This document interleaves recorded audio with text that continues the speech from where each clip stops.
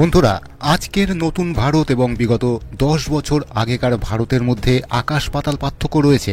বিগত কয়েক বছরে বিশ্ব রাজনীতিতে যেভাবে উথাল পাথাল ঘটেছে সেটা দেখে ভারত তার সামরিক ক্ষমতাকে আরও বৃদ্ধি করার জন্য দিন রাত পরিশ্রম করে চলেছে। কিছু বছর ধরে ভারত দুনিয়ার পাওয়ার এবং পলিটিক্সের কেন্দ্রবিন্দুতে পরিণত হয়েছে। এর কারণ একটাই, আমেরিকা এবং ইউরোপের দেশগুলোর তুলনায় তাদের শত্রু দেশ রাশিয়া এবং চীনের প্রভাব দিনের পর দিন তাদের ওপর বেড়েই চলেছে। আর এদিকে ভারতের লোকেশন এবং জিও পলিটিক্স এমনই যে ভারত বর্তমান সময়ে একটি ব্যালেন্সিক পজিশনেই রয়েছে। ভারত যদি এখন কোনো জোটের মধ্যে ঢুকে যায় তাহলে যেই জোটের মধ্যে ভারত ঢুকবে এটা ধরে নেওয়া যেতেই পারে বিশ্ব শাসন ব্যবস্থায় সেই জোটের প্রভাব থাকবে সব থেকে বেশি। কারণ এই মুহূর্তে ভারত এবং চীনের কাছেই রয়েছে সব থেকে বেশি অভিজ্ঞতা সম্পন্ন সৈনিক। এছাড়া ভারত এবং চায়নার মোট জনসংখ্যা মিলিয়ে পৃথিবীর মোট জনসংখ্যার প্রায় অর্ধেক। তবে বন্ধুরা, দিন দিন আমাদের ভারত এবং চায়নার মধ্যে শত্রুতা যেন বেড়েই চলেছে। অন্যদিকে আমাদের প্রতিবেশী রাষ্ট্র পাকিস্তান, সে তো জন্ম থেকেই আমাদের শত্রু। পাকিস্তানের ওপর ভারত রাশিয়ার থেকে আনা অস্ত্র দিয়ে যে কোনো সময় হামলা করতেই পারে, কিন্তু বর্তমান সময় দাঁড়িয়ে চীন হলো রাশিয়ার বেশ ভালো বন্ধু। তার বিরুদ্ধে লড়তে গেলে আমাদের ভারতকে পশ্চিমা দেশগুলোর সাহায্য অবশ্যই নিতে হবে। তাই সময়ের সাথে সাথে ভারতকে এতটাই শক্তিশালী হয়ে উঠতে হবে যাতে যে কোনো যুদ্ধ পরিস্থিতিতে ভারতকে যদি অন্যান্য দেশেরা সাহায্য নাও করে, ভারত যাতে তাদের সঙ্গে একাই লড়াই চালিয়ে যেতে পারে। আর ভারত সেটাই করে চলেছে। ভারত দিনের পর দিন তার সামরিক শক্তি বৃদ্ধি করে চলেছে। আমাদের এই ভারত যে একদিন সুপার পাওয়ারে পরিণত হবে সে বিষয়ে কোনো সন্দেহ থাকাই উচিত নয়। ভারত যেমন পৃথিবীর অন্যান্য দেশের থেকে নতুন নতুন হাতিয়ার ক্রয় করে চলেছে, সেরকমভাবে নিজের মাটিতেও বিভিন্ন অস্ত্রের জন্ম দিচ্ছে। আজকের এই ভিডিওতে আমাদের ভারতের কাছে থাকা এমন কিছু অস্ত্রের কথা আপনাদের বলবো যেই অস্ত্রগুলোর নাম শুনলেই আমাদের শত্রু দেশেরাও ভয় পায়। Number 1, supersonic cruise missile BrahMos. এটি হলো পৃথিবীর সব থেকে দ্রুতগতির ইন্টারসেপ্টার ক্রুজ মিসাইল, যার সুপারসোনিক গতি এবং low radar detection, pinpoint accuracy দেখে সমস্ত বিশ্ব অবাক হয়ে গেছে, যেটি শত্রু দেশের বড় বড় জাহাজকেও চোখের নিমেষে ধ্বংস করে ফেলতে পারে। ভারত এবং রাশিয়ার যৌথভাবে তৈরি করা এই মিসাইলটি ভবিষ্যতে আরও গতি সম্পন্ন হয়ে উঠতে চলেছে। আর এই ব্যাপারটি নিয়ে চীন এবং পাকিস্তান ইতিমধ্যেই চিন্তায় পড়ে গেছে। নাম্বার 2, অগ্নি মিসাইল। বন্ধুরা, আপনারা সকলেই জানেন আমাদের ভারত হলো একটি নিউক্লিয়ার শক্তি সম্পন্ন দেশ। এই নিউক্লিয়ার অস্ত্রগুলো দিয়ে শত্রু দেশের যে কোনো শহরে হামলা করা সম্ভব। তো এক্ষেত্রে প্রথম যে নামটি আসে সেটি হলো অগ্নি 5 মিসাইল, ইন্টারকন্টিনেন্টাল ব্যালিস্টিক মিসাইল, যেটি 24 ম্যাকের গতির সাথে 5000 থেকে 8000 কিলোমিটার দূর পর্যন্ত হামলা করতে সক্ষম। আর অগ্নি 5-এর আপডেট ভার্সনটির নাম হলো অগ্নি 6। সারফেস টু সারফেস 12,000 কিলোমিটার দূর পর্যন্ত হামলা করতে সক্ষম অগ্নি 6 মিসাইল। দিনের পর দিন অগ্নি মিসাইলের রেঞ্জ বা ক্ষমতা যেভাবে বৃদ্ধি করে চলেছে আমাদের ভারত, তাতে অন্যান্য দেশ ভীষণই চিন্তিত। তো যাই হোক, নাম্বার 3, INS বিক্রান্ত। বন্ধুরা, এটি ভারতের মাটিতে তৈরি হওয়া সর্বপ্রথম এয়ারক্রাফট ক্যারিয়ার। এখনো পর্যন্ত সারা পৃথিবীতে মাত্র 7টি দেশই রয়েছে যারা এয়ারক্রাফট ক্যারিয়ার বানানোর ক্ষমতা রাখে। আমাদের দেশের এই INS এয়ারক্রাফট ক্যারিয়ার বিক্রান্তে প্রতিটা মুহূর্তে অত্যাধুনিক যুদ্ধ বিমান মজুদ থাকে। এছাড়া ভারতের আরও একটি এয়ারক্রাফট ক্যারিয়ার বিক্রমাদিত্য। এই দুটি মিলে ভারতের দুই পাশের জলসীমাকে সব সময় সুরক্ষিত রাখে। Number 4, INS Arihant. এটি ভারতে তৈরি হওয়া প্রথম নিউক্লিয়ার পাওয়ার ব্যালিস্টিক মিসাইল বহনকারী সাবমেরিন। প্রয়োজন পড়লে সমুদ্রের নিচ থেকেই ক্ষেপণাস্ত্র হামলা করতে পারে শত্রু দেশে।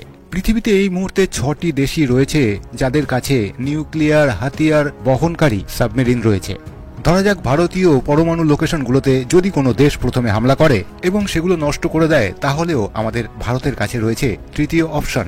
এই সাবমেরিন থেকে ব্যালিস্টিক মিসাইল ছুড়ে সেই দেশে অনায়াসে হামলা করা সম্ভব। আর শত্রু দেশ এই সাবমেরিনের লোকেশন কোনোভাবেই ডিটেক্ট করতে পারবে না। Number 5, Kolkata class destroyer. Bharat হলো পৃথিবীর সেই সমস্ত দেশগুলোর মধ্যে অন্যতম একটি দেশ যারা ডিস্ট্রয়ার শিপ বানাতে পারে এবং সেটিকে আপডেটও করতে পারে। প্রজেক্ট 50A দ্বারা নির্মিত 3টি missile guided heavy destroyer ship বর্তমান সময়ে আমাদের ভারতের কাছে রয়েছে।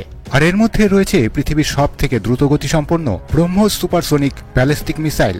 এছাড়া এই জাহাজগুলোতে অত্যাধুনিক সেন্সার, আধুনিক র্যাডার এবং স্টেলথ টেকনোলজি ব্যবহার করা হয়েছে। প্রয়োজন পড়লে এই শিপগুলোতে অ্যাটাক হেলিকপ্টারও রাখা যেতে পারে। তো বন্ধুরা, এতক্ষণ আমরা ভারতের অ্যাটাকিং ক্ষমতা নিয়ে কথা বললাম। তবে একটি দেশকে যুদ্ধে টিকে থাকতে হলে ডিফেন্সকেও শক্তিশালী করতে হবে। তো এক্ষেত্রে আজকের এই ভিডিও নম্বর 6-এ রয়েছে ব্যালিস্টিক মিসাইল ডিফেন্স সিস্টেম।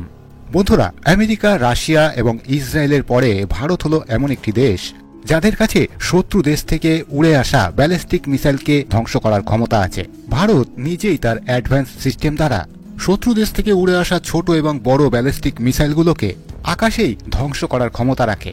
এই ডিফেন্স সিস্টেমের উপরে নিজেদের আধিপত্য প্রতিষ্ঠা করার পর পৃথিবীর শক্তিধর দেশ আমেরিকাও ভারতের সঙ্গে এই টেকনোলজি নিয়ে কাজ করার পরিকল্পনা চালাচ্ছে। ওদিকে আমাদের প্রতিবেশী রাষ্ট্র চীন এবং পাকিস্তানও এরকম ধরনের ডিফেন্স সিস্টেম বানানোর চেষ্টা চালিয়ে যাচ্ছে।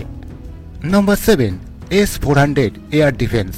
নিউক্লিয়ার মিসাইল ছাড়াও শত্রু দেশের ছোট বড় ফাইটার জেট, ক্রুজ মিসাইল, বিভিন্ন ধরনের ড্রোন আমাদের ভারতের সুরক্ষার ক্ষেত্রে এগুলো কিন্তু হুমকি হয়ে দাঁড়াতে পারে। তাই আমাদের ভারতের কাছে রাশিয়ার তৈরি S-400 air defence system surface two air anti aircraft missile system, যেটি বর্তমান সময়ে রাশিয়া ছাড়াও ভারত, চীন এবং বেলারুসের কাছে মজুদ রয়েছে।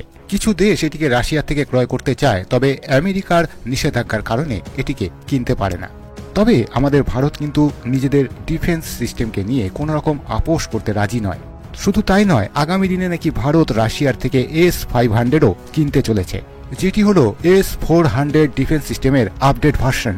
যদিও এগুলো ক্রয় করার আগে থেকে আমাদের ভারতের কাছে নিজস্ব কিছু এয়ার ডিফেন্স সিস্টেম মজুদ রয়েছে, তবে S-400 এর সঙ্গে যুক্ত হওয়ার পর ভারতের ক্ষমতা আরও অনেক গুণ বৃদ্ধি পেয়েছে।